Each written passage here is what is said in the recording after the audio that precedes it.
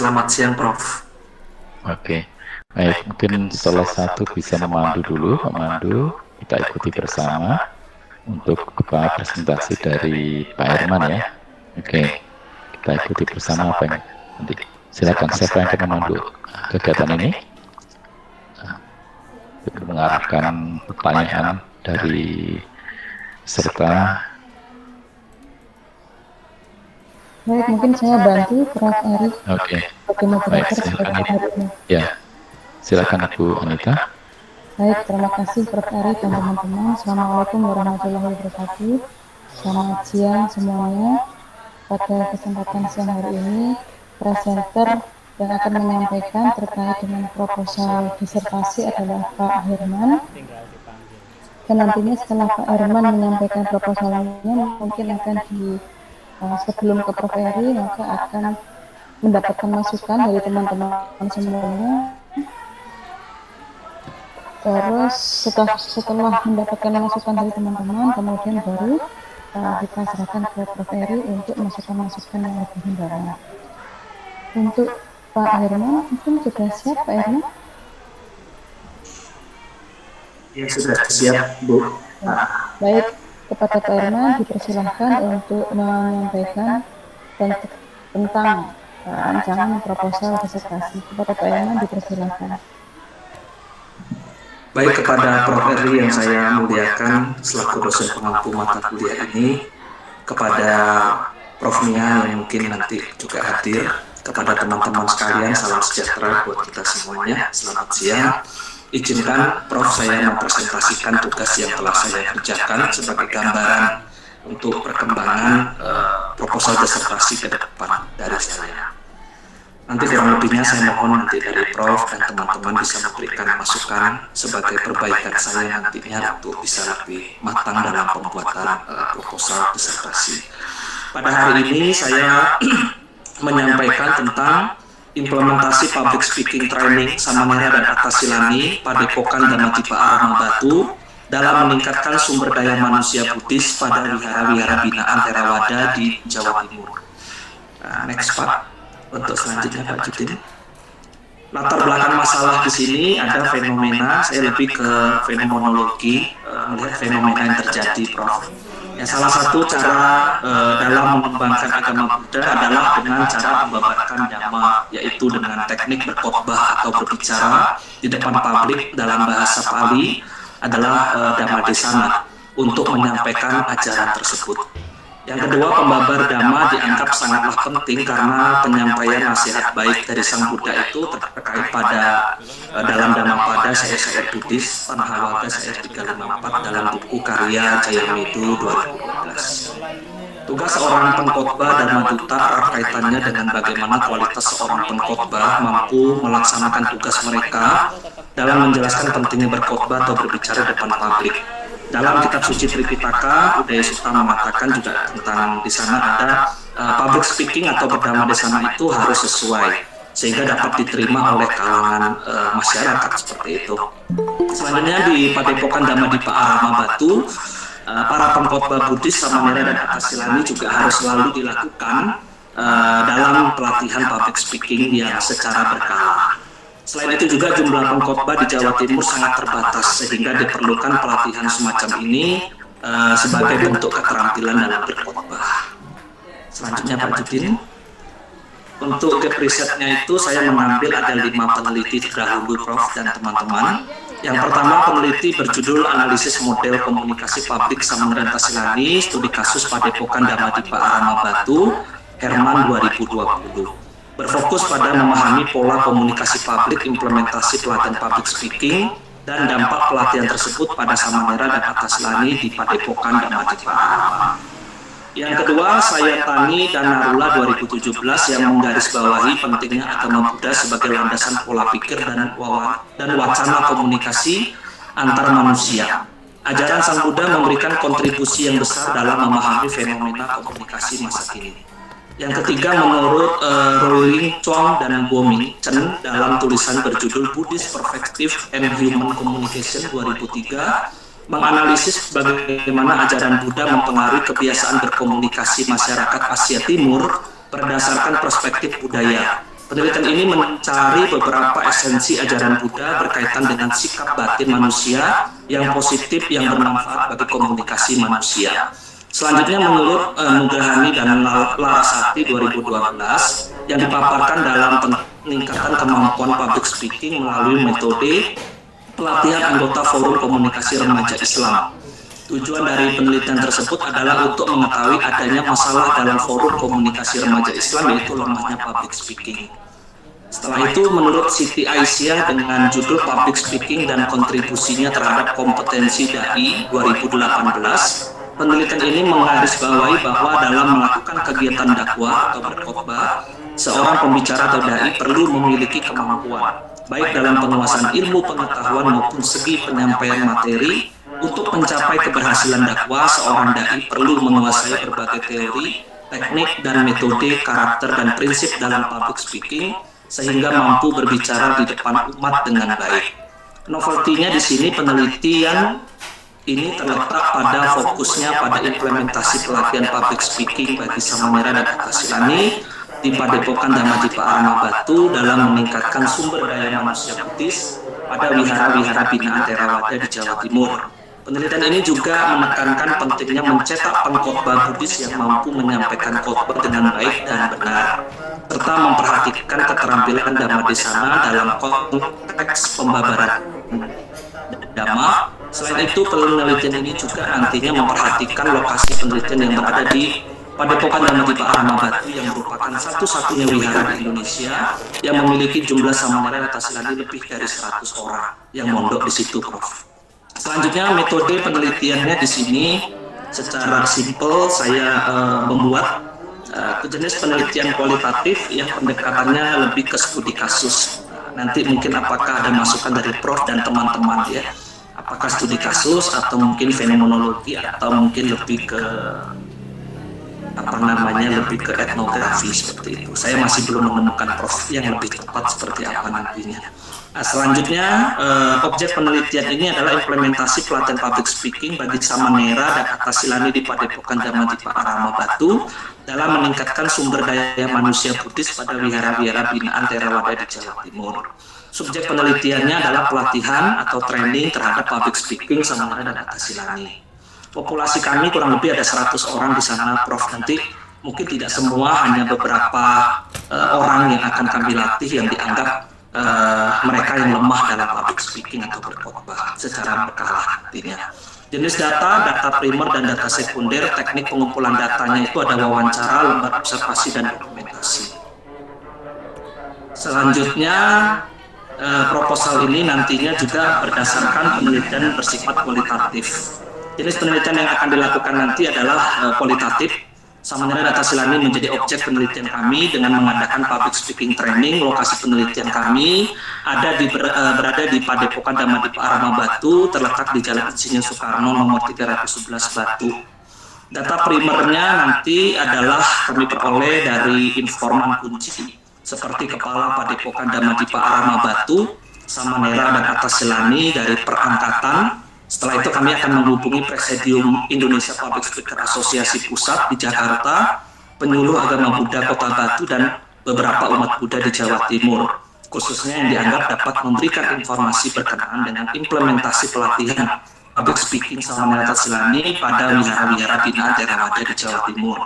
Data sekundernya nanti akan kami ambil berupa jurnal-jurnal pendukung. Selain itu berdasarkan lembar wawancara, lembar observasi, dan dokumentasi yang akan kami lakukan. Kerangka konseptualnya seperti ini, Prof dan teman-teman. Yang pertama, mencetak pengkhotbah Buddhis Samanera Kartasilani yang mampu menyampaikan khotbah atau Dhammadesana dengan baik dan benar pada wihara-wihara binaan melalui pelatihan atau training, prosesnya, dan praktek berkhotbah secara berkala. Di sana nanti juga bisa melihat sebuah kemampuan public speaking mereka terhadap keterampilan berdhammadesana atau berkhotbah Samanera dan Kartasilani di Padepokan Dhammadippa Arama Batu pada wihara-wihara binaan secara praktik lapangannya. Setelah itu mereka juga melaksanakan public speaking training ini berkala kepada Samanera dan Kartasilani di Padepokan Dhammadippa Arama Batu sebagai bentuk persiapan diri dalam pembinaan di daerah.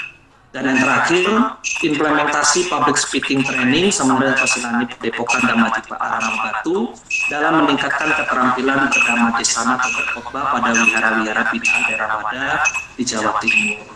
Begitu Prof, dari saya referensi pendukung sementara itu yang bisa saya sampaikan. Nanti akan saya tambahkan lebih banyak lagi jurnal-jurnal internasional maupun nasional yang berkaitan dengan public speaking Buddhis. Sekian, terima kasih Prof dan teman-teman.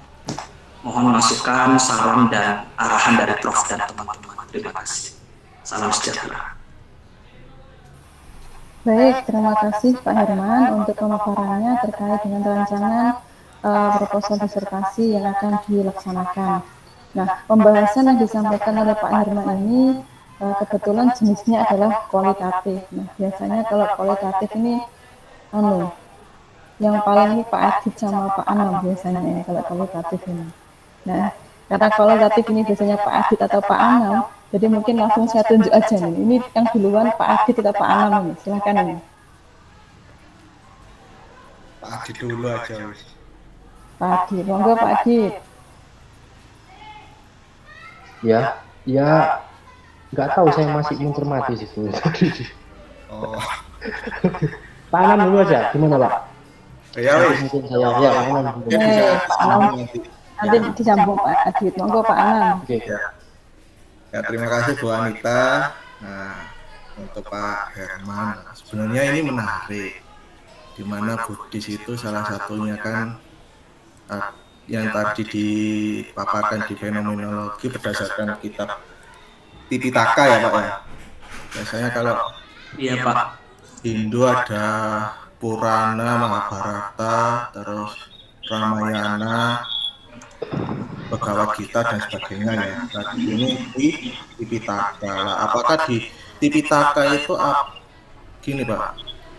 Di kutipan ayatnya itu apakah ada yang semisalkan ini kan ada yang ini apa itu mencetak sama Nera sama Atta Silani ini tidak hanya bisa memiliki kemampuan yang public speaking, dalam artian kan harus berwirausaha. Nah, kebetulan kan di PDIM ini kan skopnya kan di kewirausahaan. Nah, dari situ apakah ada? Karena kalau saya lihat ini lebih ke arah ilmu komunikasi akhirnya. Ilmu komunikasi sama ilmu SDM-nya menyinggung sedikit akhirnya. Di mana untuk yang SDM ini ada training sama keterampilan. Nah, apakah dari fenomena yang diungkap itu belum belum menangkap fenomena lapangannya itu bagaimana? Apakah ada entah itu agak ini penyebutannya soalnya bahasa Buddha. Nah, yang itu punya keterampilan selain public speaking, apakah ada yang berwirausaha seperti itu? Karena kan tidak hanya public speaking aja yang nanti yang diungkap. Nah, apakah dari perannya kayak kalau di Kristen kalau nggak salah di Romo, kalau di Islam itu ustadz ya lah. Itu apakah berperan? Kalau yang di pondok kan biasanya kiai.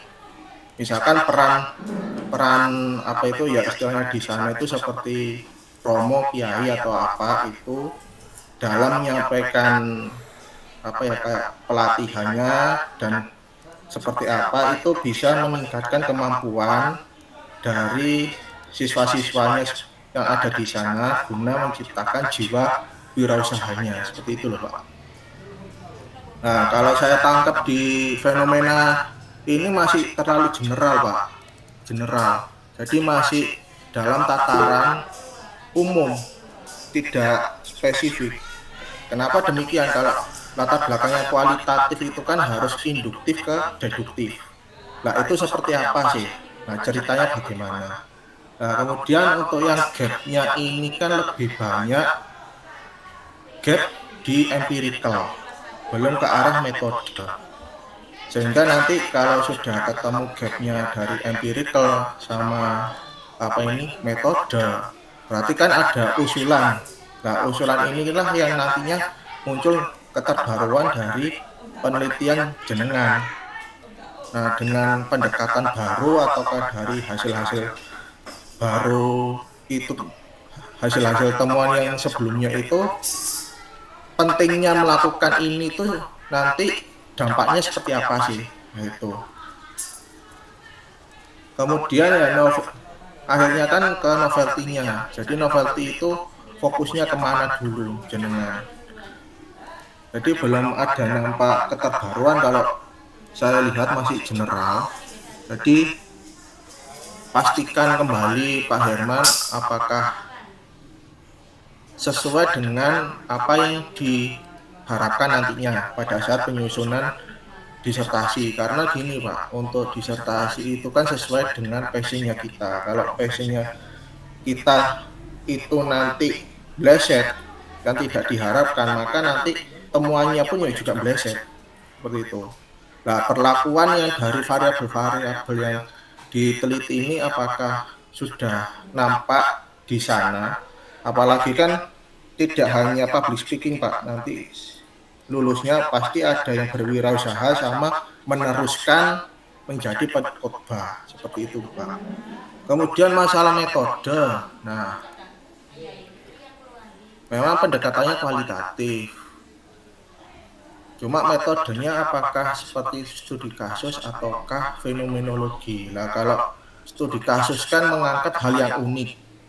Nah, tetapi kalau yang fenomenologi, terlebih pada fenomenologi apapun itu jenisnya, nah itu kan berdasarkan pengalaman yang telah dilalui. Itu seperti apa? Misalkan peran yang ada, peran pengkhotbah yang sudah expert di bidangnya, kemudian itu memberikan knowledge-nya pada siswa-siswanya untuk dapat seperti yang diharapkan, seperti itu. Nah, kemudian pada populasi, nah ini jangan sampai Pak, kayak populasi itu kan istilahnya ada di populasi itu istilah ada di kuantitatif. Jadi yang ada di kualitatif itu adalah penentuan informan dan juga peran peneliti itu seperti apa, kehadiran peneliti itu seperti apa. Jadi harus diungkap. Kalau ini kan masih jenengan ini galau mau mengarah ke kuali atau yang kuanti. Kalau yang kuanti resikonya nanti ada sendiri, kuali ya juga ada resiko. Selama ada referensi pegangan yang bisa memberikan arahan, itu masih bisa dilakukan. Misalkan kalau tadi kan sudah menyebutkan informan kunci lah, berarti kan di sini kan harus mengarahkan ke kuali. Di sini kan ada kepala padepokan, terus Samanera, Atta Silani dan sebagainya. Nah, itu seperti apa peranannya nanti? Jadi istilah populasi itu tidak ada di kuantitatif. Jadi diganti penentu informan, pertimbangannya itu kenapa. Nah, kemudian dari situ nanti baru bisa dijadikan informan kunci, informan utama, sama informan pendukung. Itu. Nah, untuk teknik pengumpulannya sudah relevan lah untuk yang dilakukan di kualitatif. Cuma yang belum nampak itu adalah analisis data. Nah, analisis data ini tergantung nanti jenengan itu pakai yang punya studi kasusnya Yin atau fenomenologi itu Muntakas, Scott, Hassel, terus Smith, Criswell yang terbaru kalau nggak salah 2014. Nah, itu kalau wilayahnya wilayahnya fenomenologi. Kalau etnografi berarti ada otentik mengenai budaya yang telah diterapkan di sana. Misalkan kan kayak mikro etnografi, nah itu identik yang ada di sana. Nah, terus mungkin itu dulu Pak dari saya banyak. Terima kasih Pak Anam, udah saya catat Pak. Nanti mudah-mudahan bisa. Terima kasih Pak Anam. Baik, terima kasih Pak Anam untuk pendapatnya terhadap Pak Herman. Di sini ada dua yang ingin menyampaikan pendapat, yaitu ada Bu Melani dan Mas Bagus. Mungkin untuk yang kesempatan kedua, saya serahkan ke Bu Melani terlebih dahulu. Bu Melani silakan, kemudian baru dilanjutkan ke Mas Bagus. Terima kasih kesempatannya. Selamat siang Pak Herman, selamat siang teman-teman, selamat siang Prof. Eri. Selamat siang. Ya, senang sekali ya Pak Herman sudah akhirnya berhasil. Ini apa namanya? Yang terakhir gitu ya. Tapi tenang Pak, presentasi ini tidak menentukan juga siapa yang paling cepat lulus gitu ya. Yang penting sudah berani memulai dulu gitu. Ya, baik. Topiknya sangat menarik ya tentang implementasi public speaking. Tapi memang dalam dilihat dari judulnya, ini kalau dilihat dari judul dulu ya sepintas gitu, masih belum terlihat apa ya nuansa disertasinya atau apa yang mau diteliti. Ini dalam sudut pandang saya ya. Nanti mohon maaf kalau misalnya nggak berkenan itu mohon maaf ya. Ini cuma komentar aja. Seperti ini hanya kayak berupa salah apa ya? Dia dibilang laporan kegiatan atau misalnya ini hanya mungkin penelitian sederhana gitu ya, sehingga nuansa complicatednya untuk ke arah disertasi kan biasanya gitu kan, semakin bulat tuh semakin cantik ya, semakin kerasa konseptualnya aneh-aneh itu semakin disenangi oleh dosennya. Jadi biasanya tuh untuk membuktikan sebetulnya hal itu adalah untuk membuktikan memang kita mampu gitu atau kita memahami, tahu persis gitu ya. Sehingga ini kan kalau dilihat dari judulnya hanyalah implementasi public speaking dalam meningkatkan sumber daya manusia gitu. Masih belum terlihat variabel apa ya kira-kira yang diteliti gitu ya, apa yang mau didalami gitu, faktor-faktor apa. Nah ini akan lebih terlihat lagi di bagian novelty. Di sini dikatakan penelitian ini terletak pada fokusnya pada implementasi pelatihan dalam meningkatkan sumber daya manusia Buddhis. Oke, mungkin Pak Herman kalau boleh saran, ini kan berarti goals-nya adalah mau melihat peningkatan sumber daya manusia. Mungkin itu yang mau diukur gitu ya. Seberapa secara kualitatif nantinya mau dilihat seberapa besar peningkatannya atau seberapa besar dampaknya implementasi public speaking tadi pada kemampuan atau peningkatan sumber daya manusia. Nah, mungkin akan lebih baik kalau meningkatkan sumber daya manusia ini di breakdown lagi. Jadi peningkatan sumber daya manusia ini apanya yang meningkat? Apakah berat badannya? Kan nggak mungkin ya, atau tinggi badannya. Tapi apa? Misalnya kemampuan berbicaranya. Kemampuan berbicara itu kan nanti terkaitnya dengan ilmu komunikasi tadi ya, Mas Anam sudah sempat menyinggung. Nah itu banyak banget gitu, komunikasi aktif, berkomunikasi pasif gitu ya. Kalau misalnya public speaking kan sudah jelas-jelas dia aktif. Nah variabel-variabel penentu apa yang bisa diukur gitu bahwa implementasi ini berhasil atau tidak, atau bisa meningkatkan seberapa besar peningkatannya.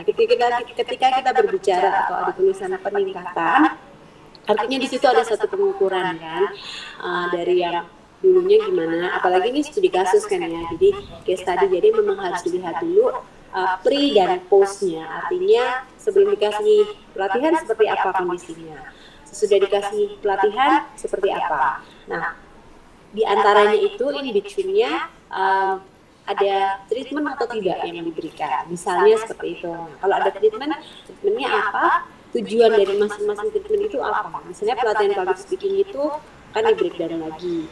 Makanya meningkatkan sumber daya manusia ini yang masih abstrak gitu ya. Apanya yang mau ditingkatkan? Kemampuan berbicaranya kah? Atau analisis berpikirnya kah? Atau kemampuan bernegosiasi kah? Atau banyak sekali tentunya jurnal-jurnal pendukung untuk meningkatkan sumber daya manusia khususnya buat si Buddhis gitu. Ini kan fokusnya Buddhis ya. Jadi supaya Buddhis ini bisa apa gitu ya, bisa ngomong atau mungkin bahkan ada kemampuan berbicara dengan lebih dari satu bahasa, misalnya khotbahnya bahasa Inggris, bahasa Jerman atau bahasa Jawa atau apa, misalnya kemampuan berbahasanya. Itu ini yang saya lihat secara umum ya, Pak Herman ya. Kalau dari saya melihatnya seperti itu. Untuk metode penelitian, karena ini kualitatif studi kasus, ya saya serahkan kepada ahlinya saja, teman-teman saya. Tapi yang saya fokuskan tadi adalah karena di sini ada kata-kata peningkatan, berarti concernnya ada apa nih, treatment apa yang dikasih, sehingga bisa dilihat kondisi pre sama kondisi post-nya gitu ya. Nah ini yang harus diperhatikan.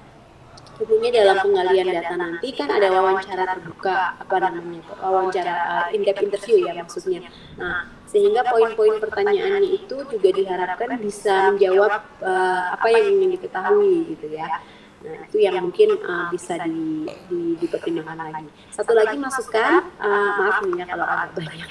Untuk kerangka konseptualnya ini kalau dari sisi saya sih, mungkin saya salah juga atau masih perlu banyak belajar, cuman itu masih terlihat seperti alur gitu ya, jadi baru kelihatannya seperti alur, jadi dikasih pelatihan, proses training, praktik, tujuannya apa, kemampuan ini, jadi kayak cerita alur aja gitu ya, setelah ini dia bisa ini gitu.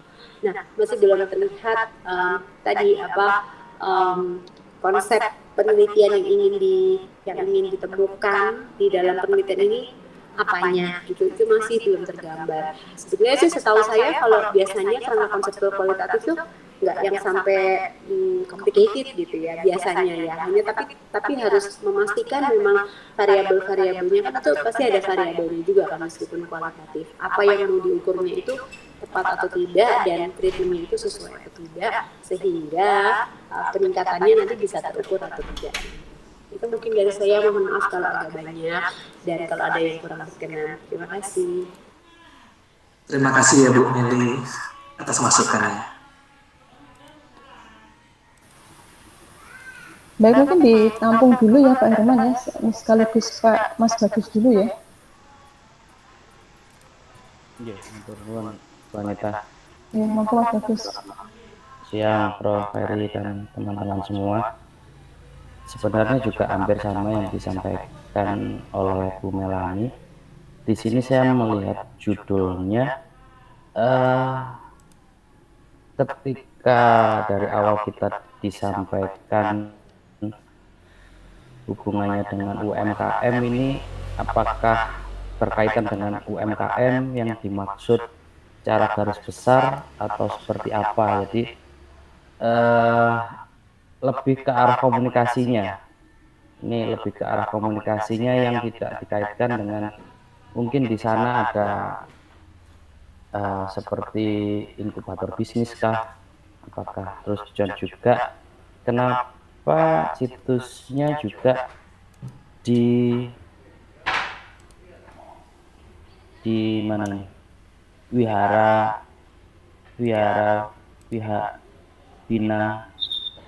Binaan Theravada. Ya, nah ada keunikan apa di situs tersebut seperti itu? Apakah memang satu-satunya di Jawa Timur atau memang terbesar di Jawa Timur seperti itu? Atau ada beberapa situs yang perlu dimasukkan, jadi tidak hanya satu? Mungkin seperti itu Pak Herman. Jadi saya masih membaca juga PPT-nya untuk keterkaitannya dengan nanti diarahkan dengan UMKM atau Pak Herman ini kan ke arahnya SDM juga. Mungkin oke, sama juga ada kepelatihan public speaking. Nah ini public speaking untuk berdakwah, tapi untuk kaitannya dengan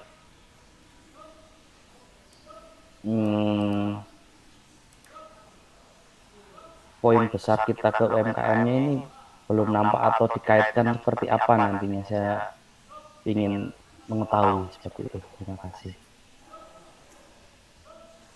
Terima kasih Mas Bagus atas masukannya. Baik, terima kasih Mas Bagus pendapatnya. Mungkin sekaligus Pak Adit, silakan Pak Adit. Oke, matur nuwun. Oke, untuk saudara moderator, begini, saya ingin memberikan gambaran secara umum aja ya. Jadi tadi sudah diungkapkan beberapa oleh Mas Anam gitu ya. Jadi gini Pak Herman, ini memang dari apa yang sudah jenengan sampaikan, ini masih belum terlihat gitu ya. Maksud saya fokus penelitian atau RQ, research question gitu. Sehingga kalau itu belum ketemu, maka kita juga akan kesulitan gitu untuk menentukan apa namanya metode yang tepat ya. Kalau misalkan kualitatif itu fenomenologi ataukah etnografi itu memang sebaiknya berangkat dari rumusan masalah apa sebetulnya yang ingin kita ketahui gitu ya. Tapi sebenarnya kalau melihat dari judulnya implementasi public speaking gitu ya, sama merah dan Atasilani ya di Padepokan Dharma Dita Arama itu, ini sepertinya arahnya ke penelitian pengembangan metode pembelajaran gitu ya. Nah, kalau memang itu yang dimaksud, artinya Pak Herman ingin mengembangkan sebuah metode pembelajaran ya untuk meningkatkan sumber daya manusia, misalkan nih ya yang berbasis apa namanya kewirausahaan untuk para binaan wihara Theravada gitu ya, maka nanti ya bisa itu menggunakan kuantitatif, bisa kualitatif ya, artinya metode penelitian pengembangan. Jadi Pak Herman membuat sebuah metode dulu, artinya semacam apa namanya itu produk ya, produk yang apa, produk prototype ya, terus kemudian nanti diuji validitasnya, terus kemudian direvisi kembali, terus kemudian diuji cobakan dalam lingkungan terbatas, terus nanti direvisi dan ini baru kemudian diimplementasikan, terus kemudian dilakukan testing ya, post test, pre test gitu. Jadi kelihatan nanti efektivitasnya gimana. Apakah seperti itu yang dimaksud? Ya kalau seperti itu ya bisa saja sih, tapi memang agak panjang dan biasanya mixed method. Soalnya itu ada implementasi gitu ya. Nah, bisa juga alternatifnya, misalkan Pak Herman menyelidiki gitu ya metode pembelajaran ya di beberapa wihara, misalkan di kota di Jawa Timur misalnya ya. Nah, di Jawa Timur bagaimana metode, misalkan Pak Herman melihat ada metode yang unik gitu ya, menekankan pada aspek kewirausahaan, padahal ini sekolah agama gitu di wihara A, B, dan C misalkan ya, terus mungkin itu ada 20% lah dari total wihara yang ada di Jawa Timur, maka bisa menggunakan fenomenologi gitu ya. Nah, ini yang belum muncul memang di RQ, research question atau fokus penelitian, sehingga yang tadi seperti yang diungkapkan oleh teman-teman, akhirnya kita cukup kesulitan untuk membantu, karena apa yang ingin dicari oleh Pak Herman sebetulnya masih belum nampak. Dan di sini nanti mungkin Pak Herman bisa lebih fokus untuk mau apa ini nanti ya, atau apa sih sebenarnya yang ingin dicari. Itu saja sih dari saya, Bu Anita. Terima kasih. Terima kasih Pak Aditya atas masukannya. Sama-sama Pak Herman. Mungkin itu Pak Herman ya pendapatnya dari Bu Melani, Mas Bagus, sama Pak Adit, serta Pak Anam tadi. Mungkin Pak Herman ada tanggapan terkait dengan pendapat-pendapat yang sudah disampaikan oleh teman-teman. Monggo Pak Herman. Ya, mohon izin Prof dan teman-teman, saya sebenarnya ingin bercerita sedikit. Sebenarnya alur daripada proposal disertasi yang saya harapkan ke depan itu sebenarnya adalah bagaimana para komunitas Samanera Tasilani sebagai mahasiswa juga di Sekolah Tinggi Agama Buddha Kertarajasa, dan mereka istilahnya mondok di Padepokan Dharma Dita Arama itu kan memang dalam kurikulum pelajaran itu di kampus kami itu ada mata kuliah entrepreneur Buddhis dan manajemen marketing Buddhis, manajemen SDM Buddhis, dan kewirausahaan Buddhis memang ada secara kurikulum pendidikan agama Buddha memang ada. Sehingga saya memang memiliki satu cita-cita dalam penelitian ini nantinya bahwa Samanera Tasilani itu selama mereka menggunakan jubah, selama mereka berkuliah itu mereka punya progres ke depannya. Sehingga apabila mereka lepas jubah, mereka tidak lagi menjadi seorang santri lah istilahnya, tidak menjadi seorang Samanera Tasilani itu, mereka sudah punya skill dalam pengembangan public speaking. Mungkin nanti mereka bisa menjadi trainer di lapangan, mereka bisa mengajari bagaimana teknik berkhotbah sebagai bentuk nantinya kerja sampingan atau sebagai trainer lah untuk menghasilkan uang tambahan nantinya selain mereka menjadi guru agama yang mengajar di sekolah-sekolah seperti itu. Itu cita-cita saya. Jadi selain mereka menjadi guru agama, mereka punya skill menjadi seorang trainer atau seorang pengkhotbah nantinya.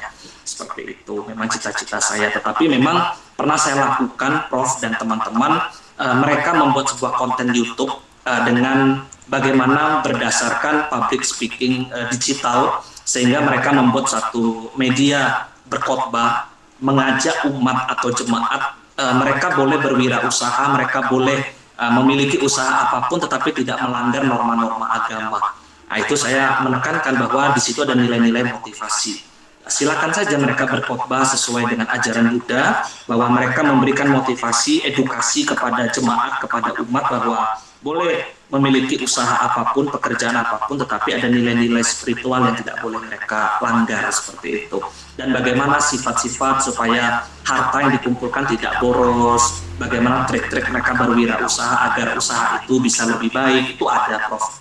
Cuma memang tidak saya sampaikan di situ. Memang saya masih agak kesulitan untuk mengkaitkan antara SDM ini dengan UMKM, Prof. Karena apakah saya salah jurusan dari awal atau bagaimana, sehingga memang saya sangat dimotivasi oleh teman-teman, Prof. Karena saya sendiri ini agak sedikit mengalami kesulitan, sehingga mungkin mudah-mudahan nanti dari Prof dan teman-teman boleh membantu saya, Prof, untuk diarahkan ke arah yang seperti apa. Terima kasih, Prof dan teman-teman. Sekian dan terima kasih.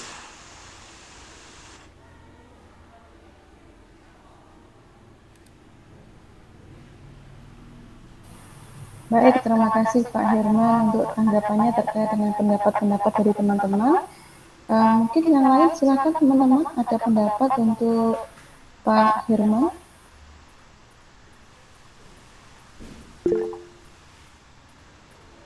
Pak Anam lagi, silakan Pak Anam. Pak Adi dulu ya. Jangan rebutan, wes, jangan rebutan. Antara Pak Anam dan Pak Adi. Ya sembarang saya. Ya, Pak Anam dulu, silakan Pak Anam. Ya, mungkin nanti ditambahkan Pak Adi ya mungkin. Jadi mendengar dari sepintas cerita yang diceritakan Pak Herman tadi, itu tadi sudah nangkep fokus penelitiannya. Bagaimana? Nah, berarti kan itu kan ada pengen perannya yang ada di sana, ibaratkan kayak dosen sana, guru sana, atau romonya sana, atau semacamnya itu, pengen apa ya, kualitas dari mahasiswa itu kan ada. Nah, variabel tersebut tadi sudah menyebut kemampuan. Nah, kemampuan itu salah satunya bagian dari SDM juga. Nah, nanti di breakdown dulu. Nah, di breakdown kemampuan itu seperti apa. Nah, salah satunya nanti kan ada kemampuan public speaking. Nah, itu salah satunya untuk dapat meningkatkan kualitas mahasiswa yang bis. Dari situ kan yang bisa menjadikan nantinya ataukah setelah aktif atau tidak aktif setelah kuliah di situ itu menjadi wirausaha. Nah, tadi kan ada mata kuliah apa saja, Pak? Entrepreneur Buddhis ya? Ya, kewirausahaan Buddhis, entrepreneur Buddhis. Nah, jadi ada beberapa kata kunci tadi dari cerita. Itu tadi kalau diarahkan ke SDM itu ada kemampuan. Nah, kemampuan nanti akan menghasilkan beberapa indikator atau dimensi. Nah, salah satunya nanti akan keluar public speaking yang jenengan harapkan. Nah, kemudian di situ kan ada semacam entrepreneur Buddhis. Nah, seperti apa ajaran entrepreneur Buddhis itu untuk dapat meningkatkan apa ya? Bisa meningkatkan jiwa wirausahaannya nanti atau karakter berwirausahanya, atau setelah apa itu, setelah lulus itu mereka sudah dibekali dengan skill yang sudah diajarkan di tempat tersebut. Nah, mungkin seperti itu, Pak, kalau dari cerita jenengan. Nah, kemudian dari fokus itu tadi bagaimana, nah akhirnya kan diturunkan menjadi subfokusnya. Mengapa kemampuan yang ada di sana itu mampu meningkatkan apa? Nah, kemudian bagaimana entrepreneur Buddhis ini mampu meningkatkan apa? Nah, sehingga untuk apa ya, research research questionnya itu sudah jelas ada 2. Nah, nanti baru mengarah ke metode, apakah pakai yang kualitatif studi kasus, multi case ataupun single case yang holistik karena memiliki ciri unik, kalaupun yang pilih yang holistik saja, atau multi case, semua yang diterapkan di di kampus Buddha itu menerapkan hal yang sama, tapi ada sisi lain yang itu menjadi keterbaruannya nanti.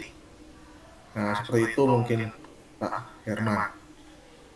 Nah, mungkin bisa ditambahkan Pak Adit juga sih. Terima kasih Pak Anam, sangat membantu Pak. Wah, Monggo Pak Adit, silahkan. oke. Atur nuwun. Kalau saya kayaknya hampir sama sih dengan Pak Anam itu ya. Tapi ada alternatif lain juga gitu. Semisal ini ada beberapa diskursus, ada sebuah tesis gitu ya. Tesis ini maksudnya pernyataan gitu yang mengatakan bahwa apa namanya ini yang mengatakan bahwa Buddhism ini kemudian helps entrepreneurs to beat competitors in the cutthroat world of business. Itu dikatakan hasil dari risetnya. Jadi Buddhism ini sangat membantu untuk kewirausahaan ya, terutama untuk memenangkan persaingan ya dalam dunia bisnis dengan cara yang sangat efektif. Nah, ini kan apa namanya sebuah tesis yang padahal Buddhis ini menekankan apa namanya nilai-nilai ya, bagaimana kita bisa mengendalikan tubuh kita terus dan lain sebagainya ya. Tapi di satu sisi dia dikatakan bisa mendorong aspek kompetitif gitu. Nah, kalau saya sih sesederhana bagaimana kita menggunakan gitu ya analisis teks terhadap teks-teks suci Buddhism untuk kemudian menemukan aspek entrepreneurship, manajemen kewirausahaan itu ya, yang bisa kita gunakan sebagai ini kalau saya misalkan sebelum apa namanya sebelum kita melangkah lebih jauh ke bagaimana implementasi, tapi bisa juga kita ke riset yang lebih mendasar ya, dengan ini kalau kualitatif dan ini analisis teks gitu ya. Itu mungkin nanti ke arahnya postmodern itu nanti. Iya, benar ke situ. Jadi menggunakan apa namanya discourse analysis itu, kemudian menelaah teks-teks suci atau hermeneutika ya. Tapi hermeneutika yang modern ya. Bukan hermeneutikanya Alkitab, tapi hermeneutika yang modern. Itu sih kalau dari saya. Dan di situ kita bisa temukan teks-teks yang memang sejalan dengan manajemen kewirausahaan. Itu sih kalau saya. Terima kasih Pak Herman, Pak Anam, Bu Anita. Terima kasih Pak Adit atas masukannya Pak. Terima kasih. Terima kasih ya masukannya Pak Anam dan Pak Adit yang sangat mendalam dan luas sekali terkait dengan topik yang kita bahas pada siang hari ini. Mungkin masih ada lagi teman-teman semuanya mungkin masukan untuk Pak Herman, Budian mungkin? Nggak ada Mbak Anita. Pak Judin, Pak Sued.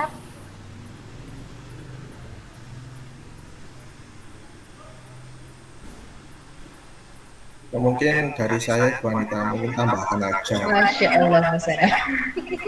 Dari beberapa cerita akhirnya ketemu yang apa ya, yang bisa dilakukan sesuai passionnya Pak Herman, di mana fenomenologinya ngambil aja metode fenomenologi Pak, fenomenologi sosial, karena lebih ke arah apa ya, nantinya ada interaksi kepada masyarakat itu.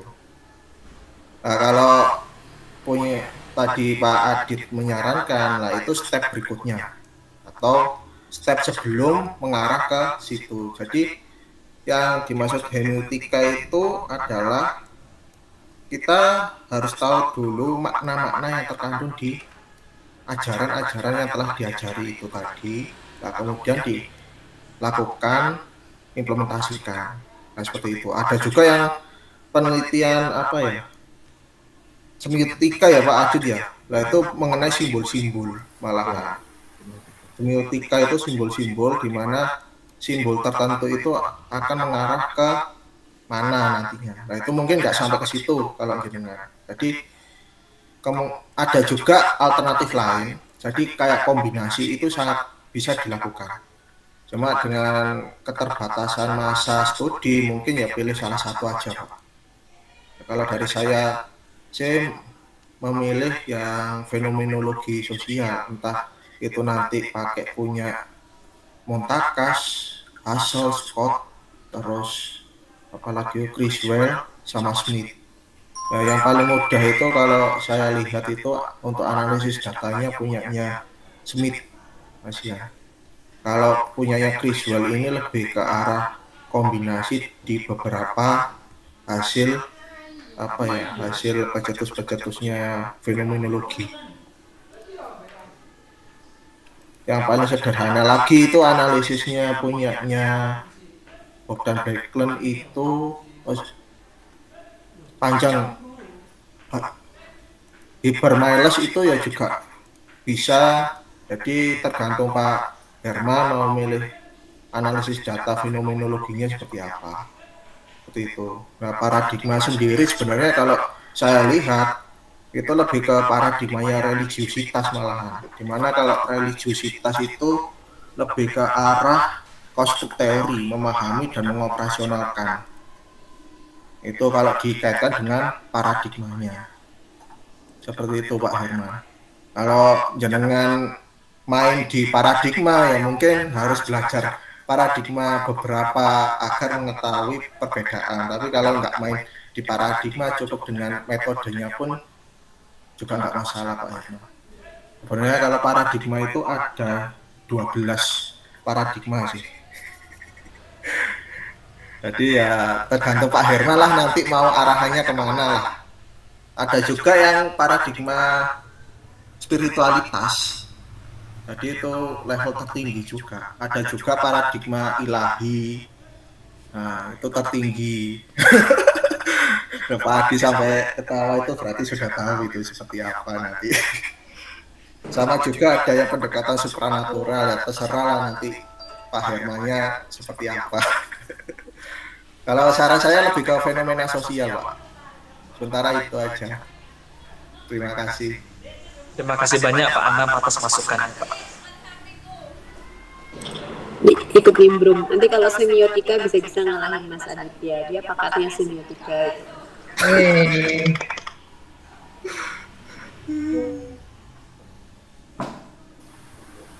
Monggo teman-teman, mungkin Bu Hanif atau Mungkin Bu saya ada sedikit tambahan mungkin Prof, teman-teman ya. Kalau saya ada gambaran begini Bapak Ibu. Jadi sebenarnya agama Buddha ini unik ya. Artinya yang dikatakan umat Buddha itu dua macam Bapak Ibu. Jadi umat Buddha yang berjubah, mereka hidup selibat tidak menikah, menjadi biksu, istilahnya mondok gitu ya, seumur hidup. Ada juga umat Buddha yang seperti kita yang boleh menikah. Artinya bahwa ini targetnya itu kalau memang ke arahnya UMKM, sebenarnya itu adalah ranahnya umat Buddha yang seperti kita, yang bisa menikah, hidup berduniawi. Sehingga kalau mereka yang hidup berjubah, seperti para Samanera Taslani dan para biksu, itu untuk ke arah UMKM memang tidak bisa, karena mereka dilarang untuk berdagang, dilarang untuk berjualan, sehingga mereka benar-benar mengabdi diri untuk membina diri dengan membangun sebuah etika-etika Buddhis. Tetapi kalau mereka untuk berkhotbah, memotivasi jemaat untuk bisa berwirausaha, itu mereka masih boleh. Tapi mereka tidak boleh berdagang, tidak boleh berjualan. Sehingga mereka kalau untuk memotivasi untuk umatnya, jemaatnya berwirausaha dengan dasar-dasar pengetahuan etika Buddhis itu masih diperkenankan. Atau mereka berkhotbah yang isi kontennya itu memacu atau memicu orang untuk berwirausaha masih boleh Prof. Tapi kalau mereka sendiri yang berjubah tidak boleh untuk berdagang atau berwirausaha secara langsung. Maka saya menjadi bingung, Prof. Saya harus kemana? Karena tesis saya itu waktu yang dulu itu memang pengembangan skill dari public speaking, sehingga di S3 ini kan harus arahnya ke UMKM. Maka saya masih belum menemukan, tetapi masukan dari teman-teman sudah sangat membantu, Prof. dan teman-teman. Terima kasih.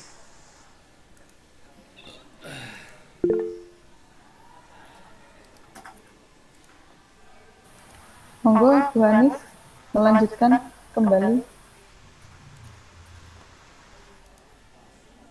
Oke, baik. Suara saya terdengar ya, rekan-rekan. Mohon maaf sebelumnya. Oke, ini lagi mohon izin sedang lagi di warung juga, lagi proses opening. Tanggal 17 jangan lupa teman-teman untuk mau hadir. Oke, siap. Tanggal 17 ya, Mbak Hanif. Oke, ini lagi ramai banget. Jadi mungkin begini aja Pak Herman, mohon izin tadi banyak sekali dinamika yang sudah berikan masukan ke rekan-rekan semuanya gitu. Saya tergelitik dengan informasi yang disampaikan oleh Mas Bagus sebenarnya tentang inkubator gitu ya. Memang di dalam inkubator itu ada beberapa agensi di dalam, bukan agensi ya, beberapa orang atau beberapa jobdesk di dalam inkubator. Gitu kan. Kalau menurut saya melihat adanya apa ya, ini metode pembelajaran yang dilakukan oleh Pak Herman ini kan sebenarnya dengan proses inkubasi secara paradigma keagamaan mungkin begini ya Pak Hanan, ya mungkin kalau saya diarahkan ke sana. Jadi bagaimana kalau perspektifnya, ini perspektif ngomongnya lagi perspektifnya adalah mungkin apa namanya Pak, ini bahasanya agak susah ya, Samanera dan Attasilani itu sebagai, kalau misalkan di inkubator itu sebagai fasilitator. Bagaimana kalau melihat perspektifnya dari sana Pak? Jadi nanti ada triangulasi di mana peran dari mereka dari sisi apa sih namanya ini, apa sih Pak gampangannya bahasanya ini, saya jujur bahasanya agak susah ya, saya karena nggak begitu. Ya, lebih tepatnya mungkin Sandriwati begitu ya, di Muslim. Ya, Samanera dan Attasilani ini sebagai fasilitator dalam membantu lingkungan. Mungkin kalau saya lebih menangkapnya begitu, lingkungan di daerah Vihara mungkin. Begitu, lewat Vihara sampai muncul sebuah jiwa entrepreneur. Jadi tidak selalu terjadi triangulasinya si fasilitator, si orang-orang yang ada di sekitarnya begitu.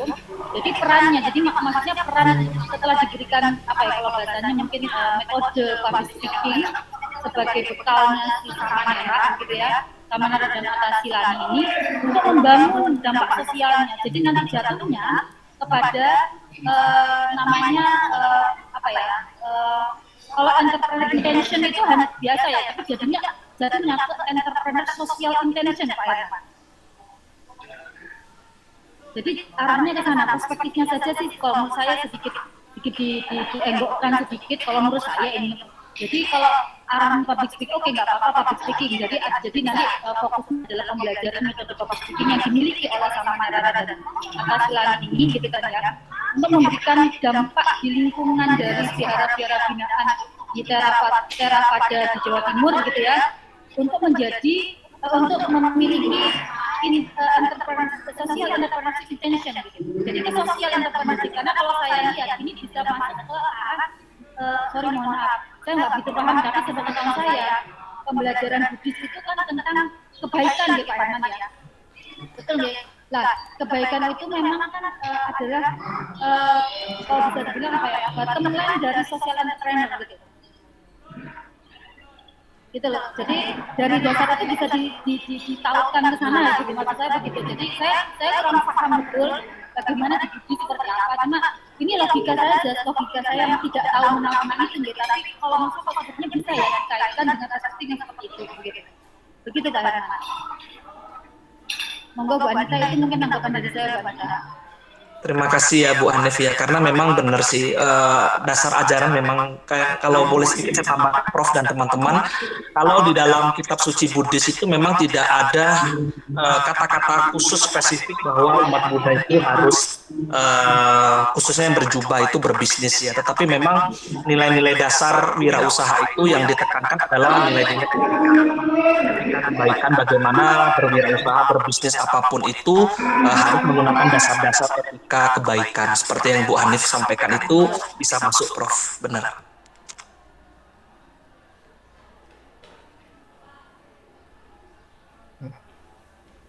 Ya mungkin demikian, Bapak. Bu Hanif masih di mute. Bu Hanif masih di mute. Mungkin kalau di pemahaman kami, Pak, di Muslim itu mungkin dengan treatment atau metode yang namanya dakwah, begitu. Nah ini tapi di Buddhis mungkin dengan implementasi public speaking yang dilakukan oleh Samanaya dan Atta itu bisa membentuk sebuah ekosistem social entrepreneur gitu di bawah value of Buddhisme gitu loh, nilai-nilai dari Buddhis gitu loh Pak. Tanggapan saya itu, mungkin perspektif itu yang harus sebaiknya ditekankan kalau saya. Ngoten Pak Herman. Oke, itu aja mungkin Bu Anita. Terima kasih Bu Hanif, sangat membantu Bu Hanif. Oke, terima kasih Bu Hanif untuk pendapatnya. Mungkin masih ada lagi teman-teman? Sebelum saya berikan ke Prof. Eri. Oh, Pak Anam lagi, silakan Pak Anam. Ya, nanti tadi itu sebenarnya sudah kebaca latar belakang yang akan diungkap sama Pak Herman. Nah, karena ini kan mengenai beberapa, saya anggap mahasiswa lah, karena istilah Buddhisnya itu terlalu panjang. Ya, jadi kalau dari penggalan-penggalan cerita, kalaupun dirangkai itu sudah ada gambaran titik cerah di mana asal usulnya dari si mahasiswa ini itu dibentuk. Nah, cuma nanti dijelaskan fokusnya itu kemana, kan ada dua tadi. Nah, dua itu lebih fokus condong kemana. Nah, dari situ dikaitkan dengan beberapa saran dari teman-teman tadi Pak. Itu secara teknisnya. Jadi Buddhis yang di sana itu punya ciri khas yang unik. Nah, ciri khas unik itu terbagi menjadi dua. Buddhis yang tadi sama Buddhis yang yang murni. Nah, murni kan nggak bisa berbisnis. Nah, kalau yang satunya kan bisa. Nah, itu dijabarkan lagi, Pak. Sehingga nanti arah-arah yang dari saran-saran teman-teman itu bisa dimasukkan. Nah, mungkin seperti itu, Pak. Dari saya, terima kasih. Baik, terima kasih Pak Anam atas masukannya, Pak.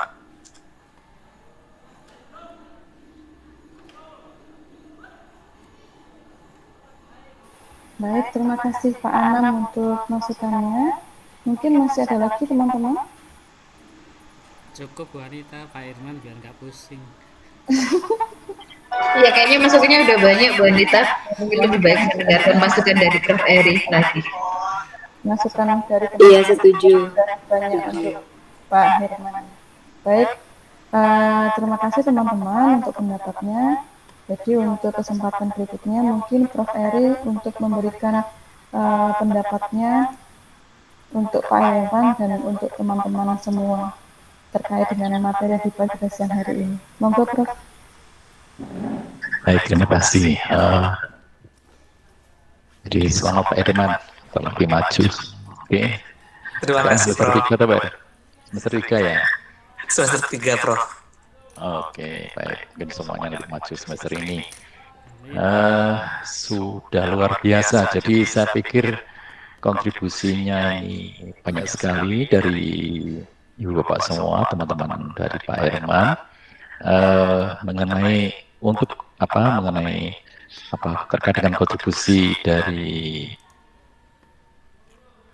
untuk naskah disertasinya ini. Mungkin Mbak Herman bisa merekonstruksi dari apa yang telah disampaikan tadi, perbaikannya, terutama yang kira-kira bisa terkait dengan nuansa di PDIM ya. Nggak tahu di mana Pak Herman bisa menyinggung tadi mungkin nilai-nilai dari usaha, dalam usaha, etika, nilai-nilai etika Buddhis dan kewirausahaan Buddhis atau seperti apa. Jadi tadi banyak sekali disinggung itu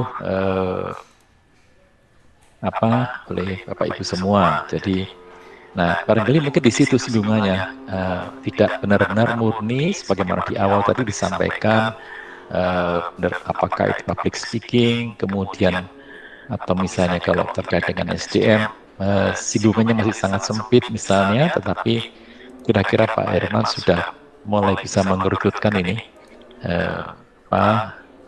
di terkait dengan kewirausahaan ya. Itu benar ada kurikulum terkait dengan kewirausahaan Pak Herman tadi sampaikan itu ya?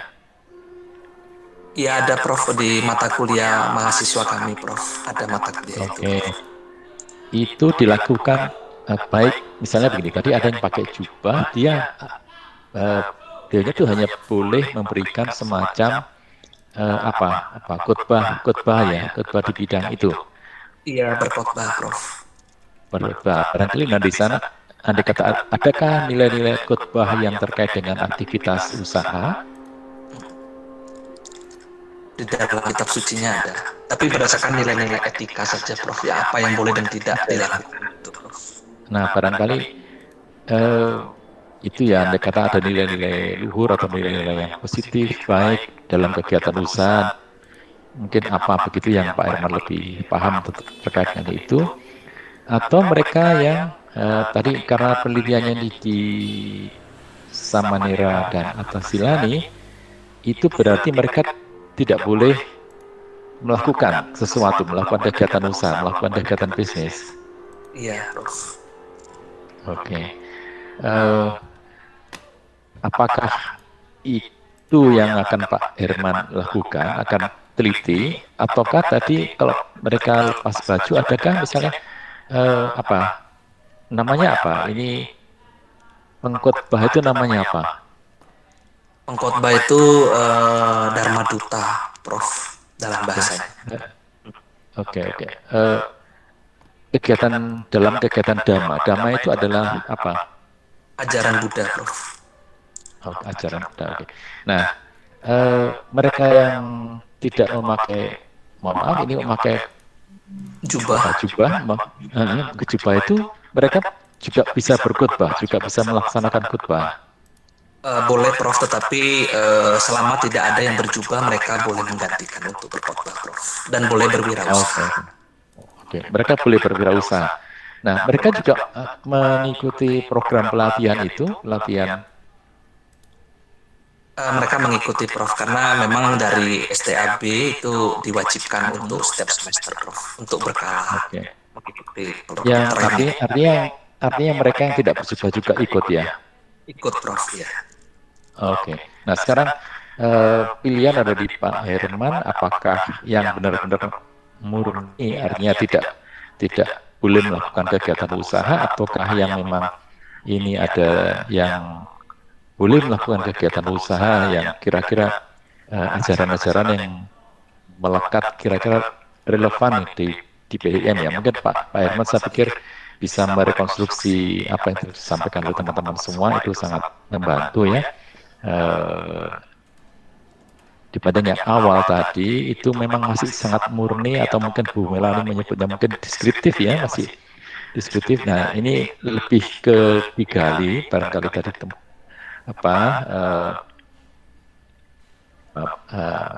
kontribusi pemikiran dari Bapak semua terkait dengan apa yang disampaikan oleh Pak Herman. Baik, mungkin itu saya pikir Pak Herman bisa mulai bisa menyusun kembali untuk naskahnya siap untuk dipresentasikan, mungkin itu ya. Baik Prof, terima kasih banyak. Iya. Saya kembalikan ke Ibu Anita, silakan berarti. Baik, terima kasih Prof. Eri untuk arahan kepada Pak Herman, kepada khususnya dan kepada kita semua terkait dengan disertasi yang sudah disampaikan oleh Pak Herman. Mungkin itu teman-teman serta Prof. Eri yang bisa kami sampaikan untuk kegiatan perkuliahan pada siang hari ini, sehingga perkuliahan siang hari ini mari kita tutup dengan berdoa sesuai dengan keyakinan dan agama masing-masing. Terima kasih semuanya, selamat siang dan assalamualaikum warahmatullahi wabarakatuh. Terima kasih. Assalamualaikum warahmatullahi wabarakatuh. Selamat